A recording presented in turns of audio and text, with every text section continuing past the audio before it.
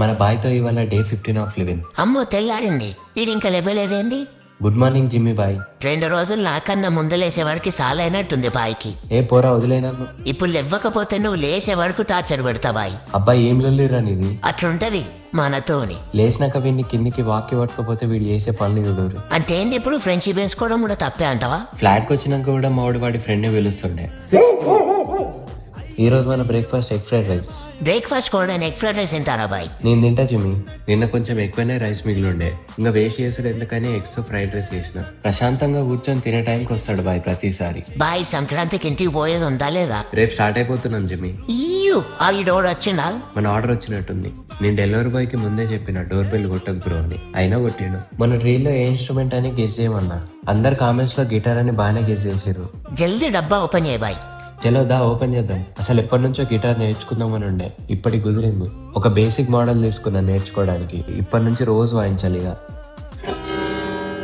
ఈ కూడా ఉద్యోగం ఇస్తే బాగుండు. రే రికార్డ్ చేయరా, రికార్డ్ చేయి. అక్కడ ఏముందని రికార్డ్ చేయడానికి?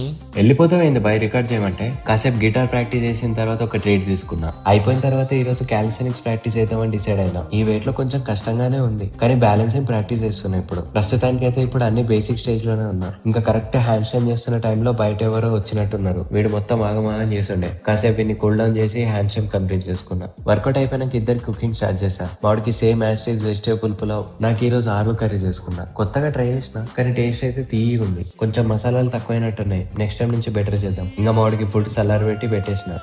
ఈ రోజు కూడా ముక్కలేదు. రేపటి నుంచి అమ్మ చేతి వంట బాగుంటది. తిన్న తర్వాత గిటార్ తోటే ఉండే ఈవినింగ్ దాకా. అట్లనే గిటార్ యాప్ లో నుండి గిటార్ ని ట్యూన్ చేసిన. ఇది ఎలక్ట్రిక్ గిటార్ కాబట్టి దీనికి ఒక యాంప్లిఫైర్ అన్నా ప్రాసెసర్ అన్నా కావాలి సౌండ్స్ కోసం. అది వచ్చే వరకు నార్మల్ గానే ప్రాక్టీస్ చేసిన. పొద్దున్న నుంచి వినలేకపోతున్నా, ప్లీజ్ ఆపు బాయ్. మా వాడు నన్ను వదిలేసినా కూడా నేను నా డెడికేషన్ వదలలేదు. ఇంకా మన ప్రాక్టీస్ అయిపోయినాక తినేసి కిందికి వాక్కి పోయినాం. తొందరగా వాక్ కంప్లీట్ చేసుకుని ఫ్లాట్ కి వచ్చేసినాం. సో ఆఫ్టర్నూన్ తీసుకునే ట్రేడ్ ప్రాఫిట్ తో బుక్ చేసుకున్నా. ఇంకా గిటార్ ని తీసుకెళ్లి హోల్డర్ లో ఫిక్స్ చేసిన. ఇప్పుడు రూమ్ కి ఒక మంచి వైబ్ వచ్చింది. ఈ సంక్రాంతికి కర్మర్ పోయి వచ్చినాక రూమ్ ని ఇంకా మంచిగా డెకరేట్ చేద్దాం. ఏమైనా ఐడియాస్ ఉంటే ఇవ్వండి. ఈ రోజు ఒక్కరోజే ఇక్కడ ఉండేది, రేపు సంక్రాంతికి ఊరికెళ్ళిపోతున్నామా? పోదాం కానీ జల్దీ పడుకో. శివరాత్రి గాయస్.